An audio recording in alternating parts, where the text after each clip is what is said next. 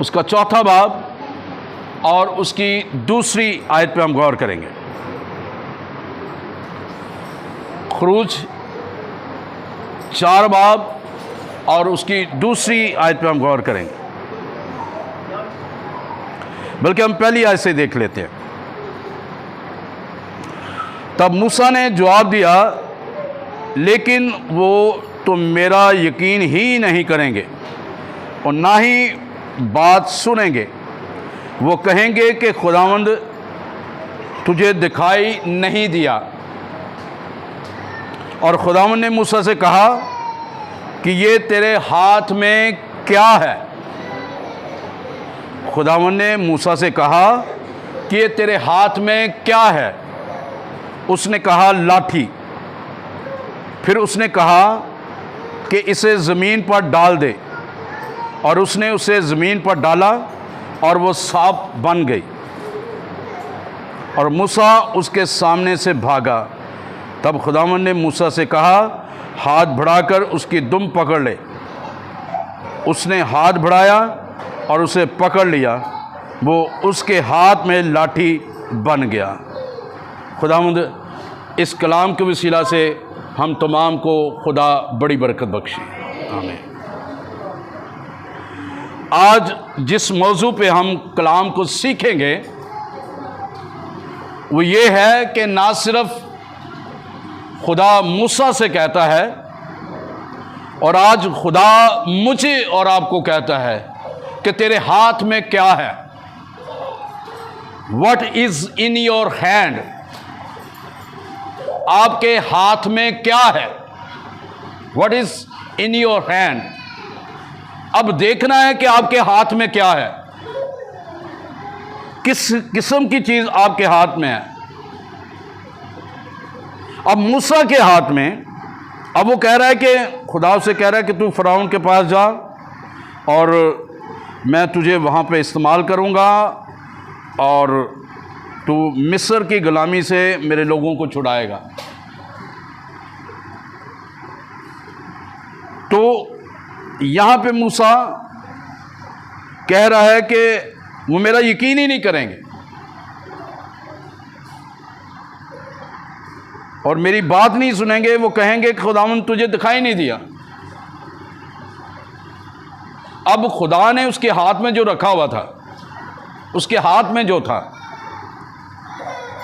तो खुदावंद ने उसे कहा तेरे हाथ में क्या? हालांकि खुदा जानता था उसके हाथ में लाठी है, रॉड है, स्टफ है उसके हाथ में, लेकिन फिर भी खुदा कह रहा है कि तेरे हाथ में क्या है?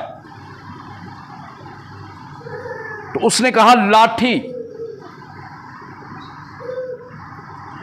अब आपके हाथ में क्या है? आप जानते हैं आपके हाथ में क्या है। You know better.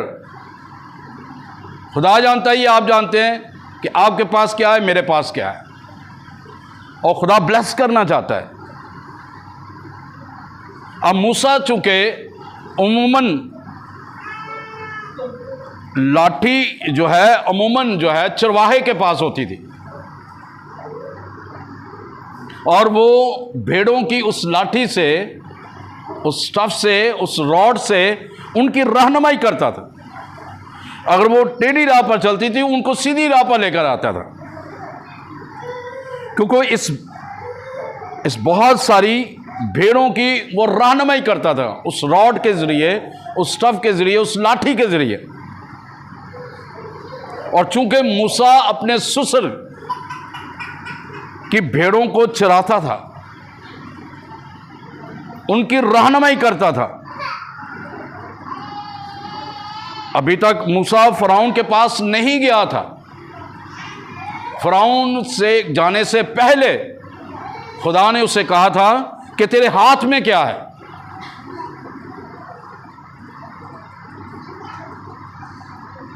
उसने कहा लाठी। अब देखें कि उस लाठी को वो एक इख्तियार है, और मैं समझता हूं जब वो फ़िरौन के पास लाठी लेकर गया है, एक शहजादे की तरह जिसके पास इख्तियार है, और वो जाकर उसे कहता है कि खुदावंद खुदा फरमाता है कि मेरे लोगों को तू जाने दे ताकि वो मेरी इबादत करें। अब उसके हाथ में एक लाठी है, वो इस्राएल की हुक्मरानी करने वाला लगता है, उसकी मानद है, वो एक इख्तियार रखता है, एक एम्बेसडर है, और एक यूं कह लें कि वो पैगाम रसा बनकर गया है।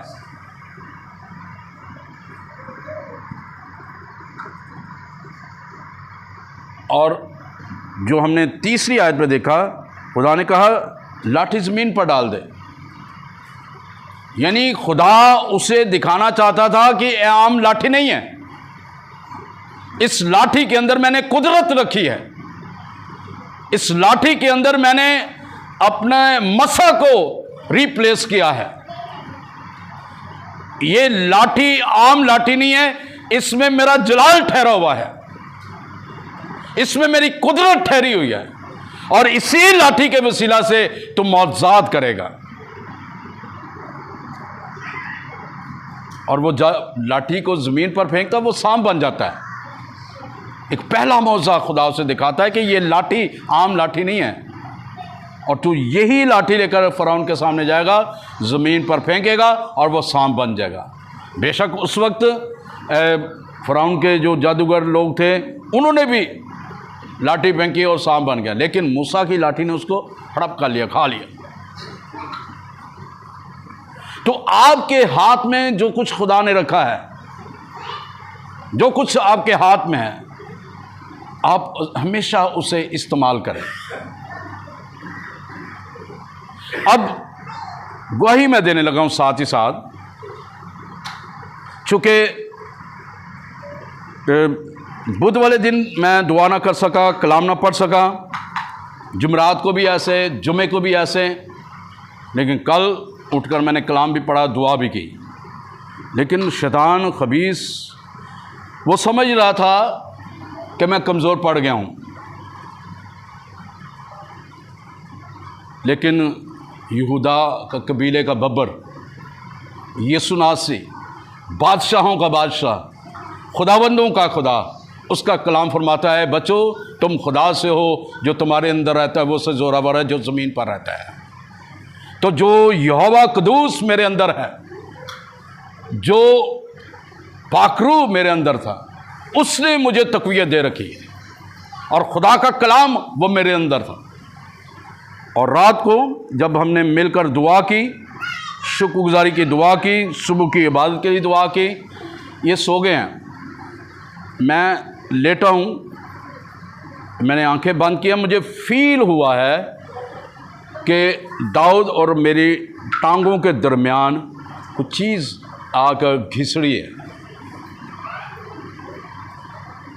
मैं उठ गया हूँ, उठ के दुआ करना शुरू की। मैं शैतान तेरा यहाँ पे कोई ज़ोर नहीं है। मैंने गैर ज़बान में प्रस्तश करना शुरू कर दी। इनको नहीं मैंने उठाया, ये सोए रहे हैं, इन पे हाथ रख के मैंने दुआ करना शुरू किया, अपने ऊपर दुआ करना शुरू किया। और उसके बाद मैं दुआ करके मुझे तसल्ली, मैं सो गया हूँ, अभी आधा घंटा भी नहीं हुआ होगा। तो फिर जो है मैं ख्वाब देख रहा हूँ, और उस ख्वाब में मैं चारपाई पर लेटा हूँ, रज़ाई मेरे ऊपर है, और कुछ चीज़ें हैं जो मेरे गिर्द घेरा डाला हुआ है, और एक चीज़ है जो मुझे मेरे ऊपर चढ़ने की कोशिश कर रही है, लेकिन मैंने उसे मारा है और उसने मेरा गला पकड़ने की कोशिश की। मैंने कहा यीशु के नाम से दूर हो। मैं जल्दी से उठा, और फिर मैंने तकरीबन 2:30 बजे का टाइम था, 2:30 से लेकर 4:30 पौने 5 बजे तक मैंने प्रस्तश की, गैर ज़बान में कलाम को पढ़ा, दुआ की, और खुदावंद यीशु के नाम को जलाल के खुदावंद यीशु ने फतह बख्शी। हालेलुया। तो जो कुछ आपके हाथ में है, जो कुछ खुदा ने आपको दिया है, वो समझ रहा था कि शायद मैंने इसको बीमार किया। जिस दिन ये अटैक हुआ इस चीज़ का, गैस का, तो मैं फ़र्क उस दिन ही कह रहा, मुझे पता है स्पिरिचुअल अटैक हुआ है, क्योंकि सुबह मैंने दुआ नहीं की, दुआ नहीं मैं कर सका। तो मुझे पता है कि इब्लीस जो है उसे तकलीफ़ है कि मैं कलाम क्यों ज़्यादा पढ़ता हूँ, मैं दुआ क्यों ज़्यादा करता हूँ चल फिर के, मैं कलीसिया के लिए दुआ क्यों करता हूँ। मैं इन दिनों कलीसिया के लिए लगातार मुसलसल हर ख़ानदान के एक एक फ़र्द के लिए नाम लेकर मैं दुआ कर रहा हूँ। उसको तकलीफ़ है कि ये ख़ानदानों के लिए एक एक रूह बदन जान के लिए क्यों दुआ कर रहा है, जबकि मैंने उनको रोका हुआ है, उनकी टांगों को बांधा हुआ है कि वो घर से निकले ना और चर्च की तरफ ना आए। उसको ये तकलीफ़ थी कि ये लोगों को आज़ाद करने के लिए खड़ा हुआ है।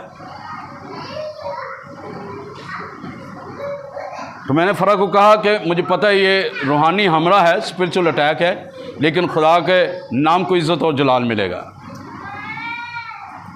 और खुदा का शुक्र है, जब मैं जा रहा था भाई रूम के पीछे बैठा हुआ था, तो मैं साथ साथ बातें भी कर रहा हूँ, लेकिन मेरी दुआ में ये शामिल है। आप यकीन करें या ना करें, मेरी दुआ में ये शामिल है कि मैं अपनी हर कलीसिया के एक मेंबर के लिए, अपने बहन भाइयों के लिए, अपने ससुरालियों के लिए, बहनों के ससुरालियों के लिए, अपने ससुराल के लिए, ख़ानदानों के लिए, दिल को, दिल के वाल्स को, पित्ते को, मैदे को, जिगर को, अंतड़ियों को, फेफड़ों को, गुर्दों को, पसलियों को, चेस्ट को, कंधों को, गर्दन के पट्टों को, कंधों के पट्टों को, माइग्रेन वेन्स जो है उनको, इन हाथों को, उंगलियों को, जो कहते हैं कि जॉइंट्स जो है वो अकड़ जाते हैं, दर्द होती है, उनको, उस कलाई को, कलाइयों को और कोनियों को और थाई को, इन इस पंजाबी कहते पट्टा नूं, खुच्चा नूं, गुटनियां नूं, टुखनियां नूं, पिंडलियां नूं, पाउं दी एडियां नूं, पाउं दे तलवियां नूं, एक एक टिशू नूं, एक एक हड्डी नूं, एक एक चीज़ नूं यसू दे लहू च छुपाना, ताकि कोई किसी घर च भी, किसी खानदान च भी कोई मिसहैप ना हो। तो इब्लीस को ये तकलीफ़ थी, क्योंकि जो कुछ मेरे हाथ में है, जो कुछ खुदा ने मुझे दिया है, मैं उसको इस्तेमाल करता हूँ। जो कुछ आपके हाथ में है, खुदा ने मुझसे कहा तेरे हाथ में क्या है। रात को बड़ी फाइट मैंने की है, वो बड़ी कोशिश करता रहा। मैंने कहा तू आज हार चुका है, मैं सुबह कलाम सुनाऊंगा। और जो मैंने तैयारी कलाम की, अच्छा खुदा ने एक हफ़्ता पहले मुझे ये कलाम दे दिया, एक हफ़्ता पहले ये कलाम मुझे दिया हुआ है। 16 तारीख को, पिछले संडे 16 थी ना, ये पिछले संडे मैंने कलाम सुनाना था, लेकिन खुदा की शायद ये मर्ज़ी नहीं थी कि पिछले संडे में कलाम सुना।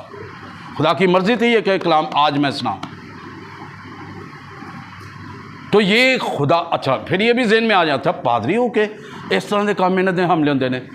तो मैं समझता हूँ, मैं थ्रू यूट्यूब चैनल उन तमाम मुकस्सीन को कहता हूँ, उन खादमों को कहता हूँ, उन मसीह के नाम लेवों को कहता हूँ, जिस खादम के ऊपर शैतान हमला नहीं करता।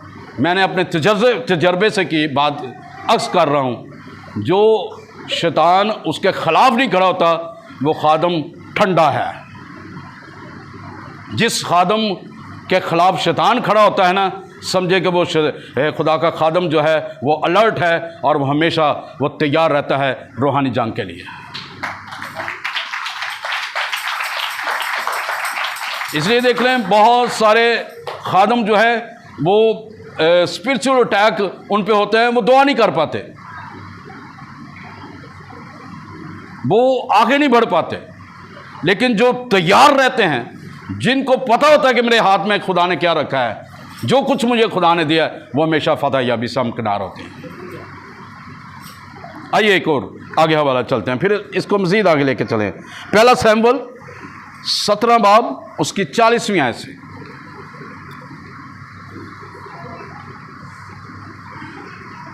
पहला सैमुएल 17वां बाब उसकी 40वीं आयत से।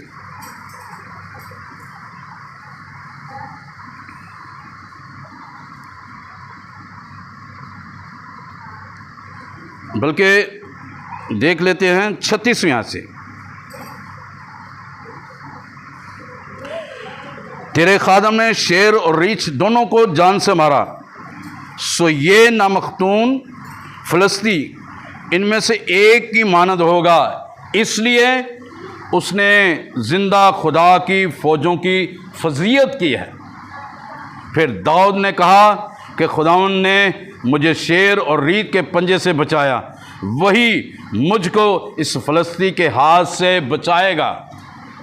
उसको पता है कि मेरे हाथ में क्या है, उसे पता है कि मैं खुदा का सच्चा परस्तार हूँ, उसे पता है कि मैं खुदा की हजूरी में ठहरता हूँ, उसे पता है कि मैं नाच कर गा कर खुदा की हम्द करता हूँ और खुदा को खुश करता हूँ। उसे पता है कि खुदा ने मुझे अपना मसा दिया है, उसे पता है कि खुदा ने मेरे अंदर वो कुव्वत और कुदरत रखी है। इसलिए वो टेस्टिफाई कर रहा है कि मैंने रीछ को और शेर के दोनों को जान से मारा है। खुदा ने मुझे उनसे छुड़ाया है क्योंकि खुदा मेरे साथ है। तो अगली कवा है, वही मुझको इस फलस्ती के हाथ से बचाएगा। साउल ने दाऊद से कहा, जा खुदावंद तेरे साथ रहे। तब साउल ने अपने कपड़े दाऊद को पहनाए और पीतल का खौद उसके सर पर रखा और उसे ज़रा भी पहनाई, और दाऊद ने उसकी तलवार अपने कपड़ों पर कस ली और चलने की कोशिश की, क्योंकि उसने उनको आजमाया नहीं था। क्योंकि कई दफ़ा हमें वो हमारे हाथ में जो चीज़ नहीं होती हम उनको इस्तेमाल करना चाहते हैं। हम अपनी टिको दो करते रहते हैं, कोशिश करते रहते हैं कि हम चलो ऐ नहीं थे ऐसे ही, ऐ नहीं थे ऐसे ही। लेकिन जो खुदा ने आपके हाथ में रखा है, जो खुदा ने आपको दिया है, जो खुदा आपको कह रहा है इस्तेमाल करने के लिए, उसको इस्तेमाल करेंगे। अब देखिए साउल अपनी मर्जी कर रहा है उसकी ज़िंदगी में कि उसको अपने कपड़े पहना रहा है ताकि ये चल के ये उसके साथ लड़े। वो नहीं चल पाया। तब दाऊद ने साउल से कहा, मैं इनको पहन कर चल नहीं सकता क्योंकि मैंने इनको नहीं आजमाया। जो चीज़ आपकी आजमाइश में नहीं आई, जिनको आपने कभी आजमाया नहीं है कि ये फ़ायदेमंद होगा या नहीं होगा, उसे कभी भी इस्तेमाल में ना लाएं, वो आपके लिए नुकसान का बायस होगा। तब उसने उतार दिया उन कपड़ों को। तो फिर उसने क्या किया, जो उसके हाथ में था, जो उसके पास था, उसने उन चीज़ों को इस्तेमाल किया है। अब उसके पास क्या था कि उसके पास देखें ज़रा 40वीं आयत में, और उसने अपनी लाठी अपने हाथ में ली। उसके हाथ में भी लाठी है क्योंकि वो भी चरवाहा था, वो भी भेड़ बकरियों को चराता था, उनको उनकी रहनुमाई करता था, उनको लेकर चलता था। और उस नाला से 5 चिकने चिकने पत्थर अपने वास्ते चुनकर उनको चरवाहे के थैले में जो उसके पास था यानी झोले में डाल लिया। जो आपको खुदा ने बरकत दी है वक्त से पहले ना इस्तेमाल करें, वक्त आने पे उसे इस्तेमाल करें। वक्त से पहले आप इस्तेमाल होंगे, वो मौसे नहीं होंगे, वो काम नहीं होंगे, फिर खुदा के नाम को भी बदनामी मिलेगी और आपको भी बड़ा खादम बने फिरता, बड़ी खादमा बनी फिरता, अपने उन्हें बड़ा ही समझ दे। तो वक्त आने पे उनको इस्तेमाल कीजिए। अब यहाँ पे वो लाठी इस्तेमाल करता रहे अपने रीछों को मारने के लिए, शेर बच्चों को मारने के लिए, लेकिन ये यहाँ पे जिक्र आया है पहली दफ़ा कि उसने अपने हाथ में लाठी ली है, 5 चिकने पत्थर लिए हैं, उनको चुनकर यानी कि अच्छे अच्छे रखे हैं, यानी अपनी झोले में डाल दिए हैं, और उसका फलागन उसके हाथ में है, गलेल उसके हाथ में है, ये उसके हाथ में है। अब कौन सी तीन चीज़ें उसके हाथ में, कौन कौन सी दाऊद के पास 3 चीज़ें हैं? लाठी है, 5 चिकने पत्थर हैं और फलागन है, यानी गलेल है उसके पास। अगर हम इसको देखा जाए तो फिलिपियों के ख़त में लिखा हुआ, आइए ज़रा देख लें, फिलिपियों का ख़त निकाले ज़रा।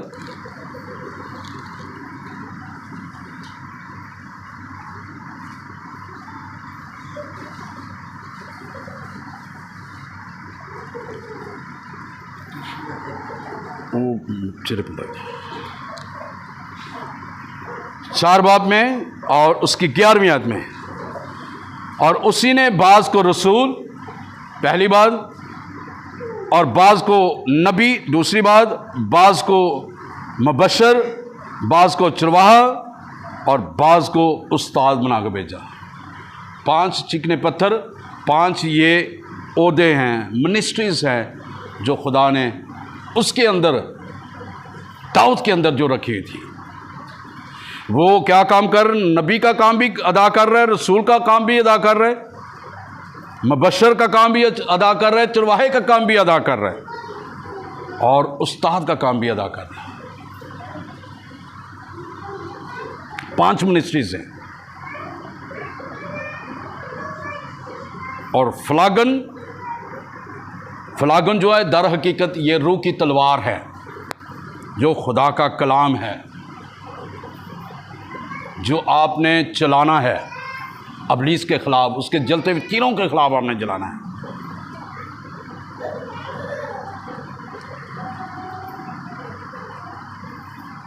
अब जूलियत के पास भी 3 चीज़ें थीं। उसके पास तलवार थी, भाला था और बर्छी थी। वो दुनियावी चीज़ें थी, लेकिन वो काम ना आई, वो इस्तेमाल ना ला सका। आइए आगे देखें। और उसने अपनी लाठी अपने हाथ में ली, उस नाला से 5 चिकने पत्थर अपने वहाँ से चुनकर उनको चरवाहे के थैले में जो उसके पास था, यानी झोले में डाल लिया। उसका फ्लागन उसके हाथ में था। फिर वो उस फलस्ती के नज़दीक चला और वह फलस्ती बढ़ा और दाऊद के नज़दीक आया और उसके आगे आगे उसका सिपर बरदार था। और जब उस फलस्ती ने इधर उधर निगाह की और दाऊद को देखा तो उसे नाचीज़ जाना। आपको खुदा कह रहा है आपके हाथ में क्या है। बहुत सारे लोग कहेंगे नहीं नहीं नहीं नहीं, तू कुछ नहीं कर सकता, तेरे को हो ही नहीं सकता, ऐ कम तेरे को होएगा ही नहीं। बहुत सारे लोग आपको नाचीज़ जानेंगे, लेकिन आपको ये इंश्योर होना चाहिए, यकीन होना चाहिए, जैसे दाऊद मूसा ने भी कहा खुदा मेरा यकीन नहीं करेंगे, वे सुनेंगे नहीं। वो नहीं सुनते ना सुने, लेकिन आपको ये पता होना चाहिए कि आपके हाथ में क्या है, खुदा ने आपको कौन सी बरकत दे रखी है। आपको वक्त पर उसको इस्तेमाल में लाना है।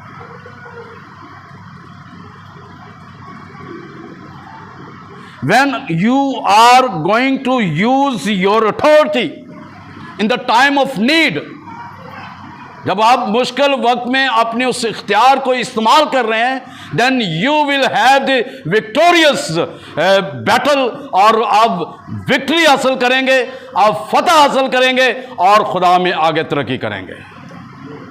हालेलुया। तो लिखा हुआ है कि उसने दाऊद को देखा तो उसे नाचीज़ जाना, क्योंकि वो महज लड़का था, सुर्ख रो नाजुक चेहरा का था।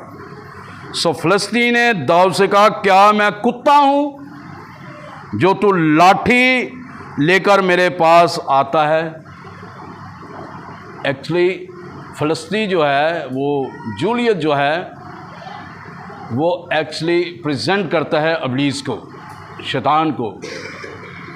और यहाँ पर उसने कहा क्या मैं कुत्ता हूँ। यकीनन वो था।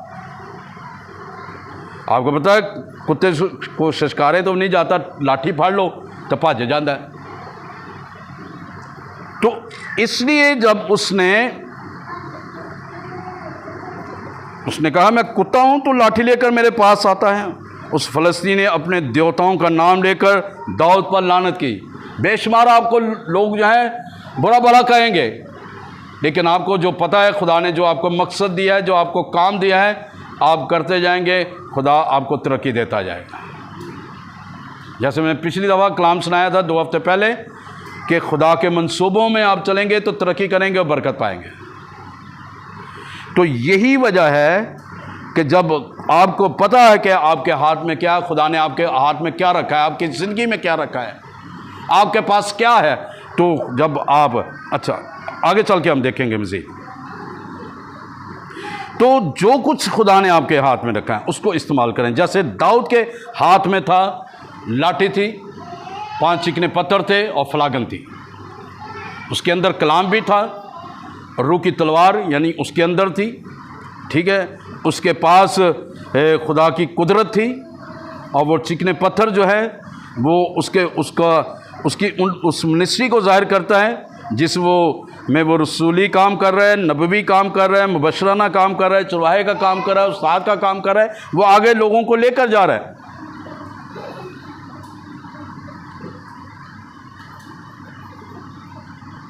और जब आप उस लाठी को इख्तियार के साथ इस्तेमाल करते हैं आपको फ़तह मिलती। तो इसी तरह लिखा हुआ है कि दाऊद ने जल्दी की,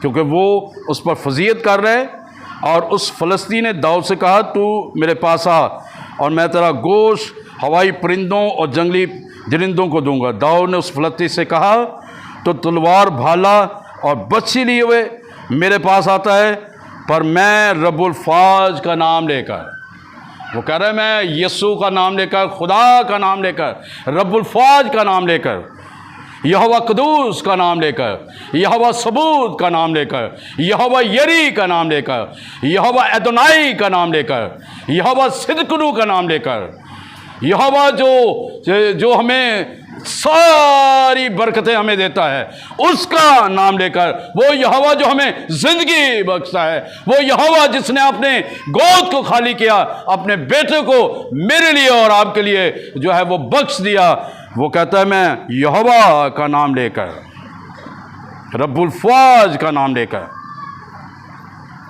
यानी रब्बुल फाज के नाम से जो इस्राएल के लश्करों का खुदा है, जिसकी तूने फजीयत की है, जिस पर तूने लान तान की है, तूने बुरा भला कहा है, तेरे पास आता हूँ।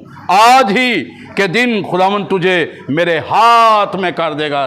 देखिए कितना बड़ा कॉन्फिडेंस उसके हाथ में है, कितनी बड़ी जो खुद इत्मीदी उसके अंदर है, क्योंकि उसे पता है कि मेरे हाथ में क्या है, उसे पता है कि मेरे अंदर क्या है, उसे पता है कि खुदा ने मुझे क्या कुछ दिया हुआ है। तो उसने दिलेरी के साथ कहा कि आज ही खुदा मुझे जो है तुझको मेरे हाथ में कर देगा और मैं तुझको मार कर तेरे सर पर से उतार दूंगा, और मैं आज ही के दिन फ़लस्तीनियों के लश्कर की लाशें हवाई परिंदों ज़मीन के जंगली जानवरों को दूंगा। अब यानी कि उसको ललकार रहा है, फिर दोबारा उसे फ़लस्तीनी उसको दोबारा ललकार रहा है। लेकिन क्या होता है, आइए 47वें आयत में देखें। ये सारी जमात जान ले कि खुदावंद तलवार और भाले के ज़रिए से नहीं बचाता, इसलिए कि जंग तो खुदावंद की है और वही तुमको हमारे हाथ से बचाएगा। हालेलुया। खुदा, ये जंग खुदा की है, लेकिन खुदा अपने लोगों को इस्तेमाल करता है ताकि उसके नाम को जलाल मिले, उसके लोगों को बरकत मिले, उसके लोगों को ज़िंदगी मिले, उसके लोगों को रिहाई मिले, उसके लोगों को जो है वो आगे वो बढ़ें और उसके जलाल में आगे बढ़ें। और ऐसा हुआ कि जब फ़लस्ती उठा बढ़कर दाऊद के मुकाबले के लिए नज़दीक आया, तो दाऊद ने जल्दी की और लश्कर की तरफ उस फ़लस्ती का मुकाबला करने को दौड़ा, और दाऊद ने अपने थैले में हाथ डाला। अब जो कुछ उसके हाथ में था, हाथ डाला थैले में, उसके हाथ में पहले क्या था, फलागन था, लाठी थी, ठीक है। और उसने उस फलागन को लिया है, उस फलागन के अंदर उसने उस पत्थर को डाला है और उसने उसको निशाना बनाकर उसको मारा है और सीधा जाकर उसके माथे पर लगा है, और लिखा हुआ वहीं पे वो जाकर चित हो गया, गिर गया है। और दाऊद ने जल्दी जाकर के उसी की तलवार लेकर उसके गर्दन को, उसके सर को काट कर जो है वो खड़ा हो गया। हालेलुया। तो जो कुछ आपके हाथ में, जो कुछ उसके हाथ में था, खुदा ने उसे फतह बख्शी है। 50वें आयत में लिखा है, सो दाऊद उस फलागन और एक पत्थर से उस फ़लस्ती पर गलब आया और उस फ़लस्ती को मारा और कत्ल किया, और दाऊद के हाथ में तलवार ना थी, बल्कि क्या था, खुदा का इख्तियार था। जो कुछ खुदा ने उसके हाथ में रखा था, खुदा ने उसके वसीला से फतह बख्शी है। आइए आखिरी हवाला देखते हैं, यूहन्ना की अंजील, यूहन्ना की अंजील में देखें।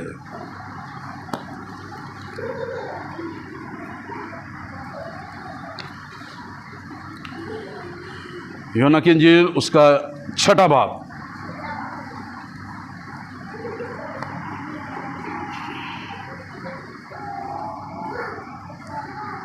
अब यहाँ पे यीशु के पास बेशुमार लोग आए हैं, बेशुमार लोग आए हैं शिफा लेने के लिए, ज़िंदगी लेने के लिए, बरकत लेने के लिए। और खुदावंद यीशु ने उन्हें अच्छा किया है।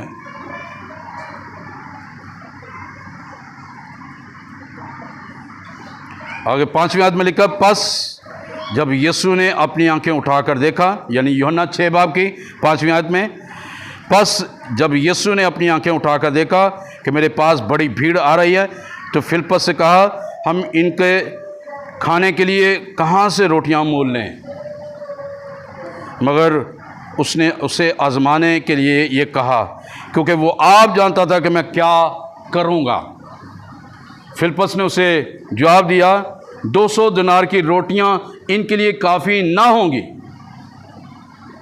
हर एक को थोड़ी सी मिल जाएगी।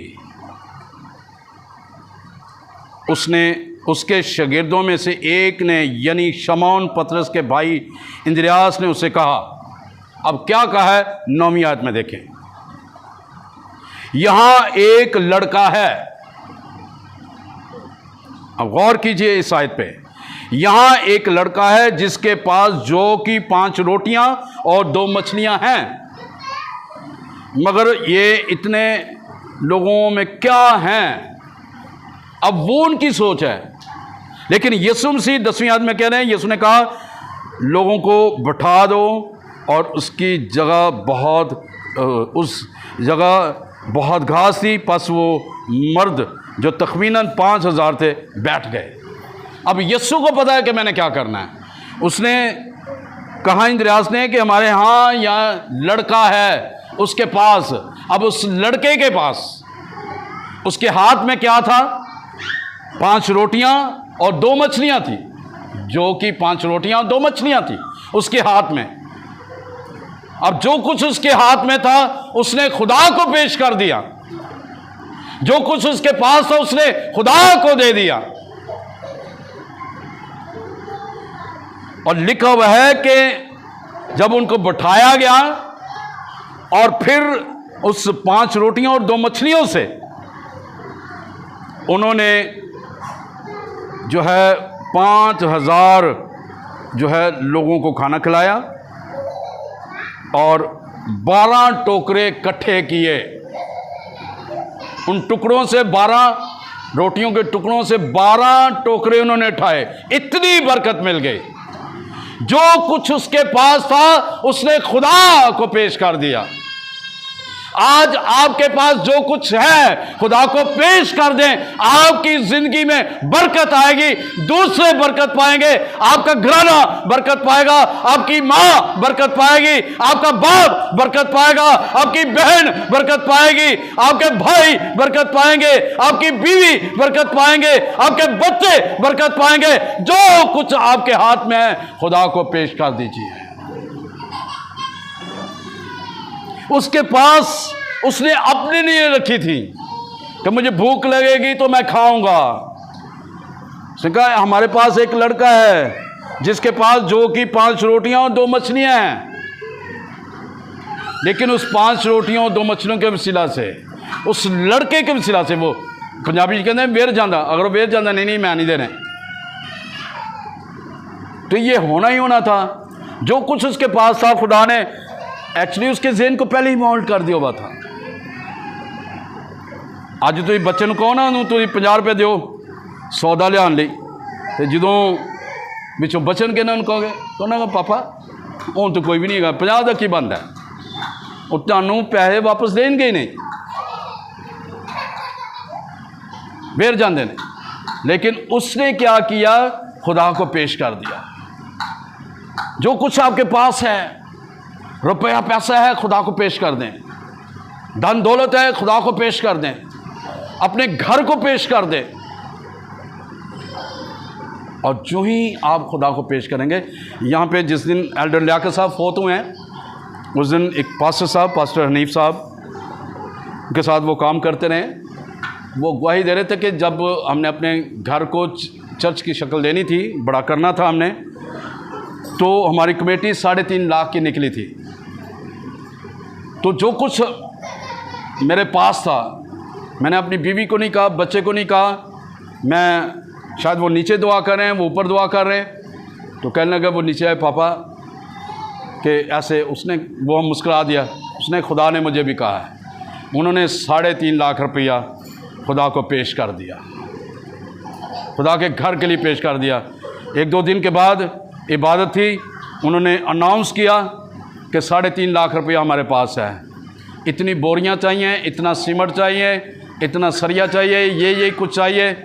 तो कहने लगे कि हमारे जितना हमें चाहिए था उससे कहीं बढ़कर खुदा ने उसी लम्हे, किसी ने कांटे उतार दिए सोने के, किसी ने हाथ उतार दिया, किसी ने कुछ दे दिया, किसी ने 1.5 लाख मान लिया दे दिया, किसी ने 2 लाख मान लिया, किसी ने लाख मान लिया, किसी ने 50,000 दे दिए। जो कुछ उनके पास था उन्होंने खुदा को पेश कर दिया। तो जो कुछ आपके पास है खुदा को दे दीजिए। अगर बरकत पाना चाहते हैं, अगर आप कुछ लेना चाहते हैं तो खुदा को दे दीजिए। हाथ ना खिंचो, ओ मीना प्याज की बनेगा। खुदा को देंगे तो सब कुछ ही बनता जाएगा, कोई परेशानी नहीं आएगी। हमारे पास पैसे ज़रूर थे, लेकिन क्योंकि जिस तरह की प्रॉब्लम थी, लेकिन हमने सोचा नहीं, लेकिन खुदा ने अपने बंदों को इस्तेमाल किया। ठीक है, उस दिन भाई ने पे कर दिया, हम उनको दे भी रहे हैं कि उन्होंने नहीं, ये मेरा फ़र्ज़ है। उन्होंने खुदा के लिए काम किया, खुदा के खादम के लिए काम किया। फिर उसके बाद आमिर भाई ले गए हैं, उन्होंने खुदा के लिए काम किया। उसके बाद खुदा के खादम लेकिन पत्र साहब, उनकी मिसेज आए, उन्होंने खुदा के लिए काम किया है। पास्टर बिनीमिन आए, उन्होंने खुदा के लिए काम किया है। तो जो कुछ उनके पास था उन्होंने खुदा के खादम की खिदमत की है। तो जो कुछ आपके पास है खुदा को दें। मैं नहीं कह रहा तो मुझे दें, खुदा को दें, ताकि खुदा का काम आगे बढ़े और तरक्की हो।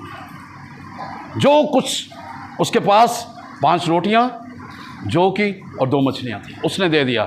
कितने लोगों ने खाया? कितने लोगों ने? सब मिलके कहें, कितने लोगों ने? कितने टोकरे बचे? 12 टोकरे। एक और मौजा किया था। कितनी मछलियां थी, कितने रोटियां थी? हाँ जी, नहीं, उस तो बाद जो 4000 लोगों ने खुआया। 7 तो कितनियां मछलियां सर? ठीक, तो कितने लोगों ने खाधा? कितने? 4000। तो बरकत पाई कि नहीं पाई? जो कुछ आपके हाथ में है खुदा को दे दीजिए, उसको इस्तेमाल कीजिए, ताकि खुदा आपको तरक्की दे, आपको बरकत दे और आपके खत्ते कभी खाली ना हो। इसलिए वो कहता है कि अपनी पूरी दया की ज़ख़ीरा खाने में लाओ और मुझे आज़मा कर देखो कि मैं तुम्हारे लिए आसमान के दीचों को खोल कर तुम्हें बरकत देता हूं कि नहीं। तुम्हारे लिए आसमान की खिड़कियों को खोलकर तुम्हें बरकत देता हूं कि नहीं। कहने लगे तू देगा और तेरे लिए रखने की जगह ना होंगे। जो कुछ आपके पास है खुदा को पेश कर दीजिए, ताकि खुदा आपके रोटी पानी पे, घर बार पे, हर चीज़ पे, कारोबार पे, हर चीज़ पे खुदा बरकत दे। जो कुछ आपके हाथ में है खुदा को दे दीजिए। आखिरी बात, 2 तिमोथियस में ना निकालें, मैं सिर्फ आपको पढ़ देता हूँ। आखिरी बात इसमें सीखेंगे। 2 तिमोथियस पहला बाब, उसकी 6 और 7वीं आयत। इसी सबब से मैं तुझे याद दिलाता हूँ कि तू खुदा की उस नेमत को चमका दे, जो नेमत आपको मिली है, जो आपके हाथ में खुदा ने रखी है, उसको चमका दे, जो मेरे हाथ रखने से के बायस तुझे हासिल है। पौलुस अपने शागिर्द तीमुथियुस को कह रहा है, उस नेमत को चमका दे जो मेरे हाथ रखने से तुझे मिली है। और 7वें आयत में लिखा, क्योंकि खुदा ने हमें दहशत की रूह नहीं बल्कि कुदरत की, मोहब्बत की और तरबियत की रूह बख्शी। हालेलुया। तो जो खुदा ने हमें रूह बख्शी है वो कुदरत, मोहब्बत और तरबियत की रूह दी है। तो जो कुछ आपके हाथ में है, आइए खुदा को दे दीजिए, उसको इस्तेमाल कीजिए ताकि आपकी तरक्की दूसरों पर जाहिर हो, ताकि पता चले कि आप वाकई खुदा को प्यार करने वाले हैं। आइए अपने सिरों को झुकाएं और इस पैगाम पे गौर करें, क्योंकि वो आपको प्यार करता है, क्योंकि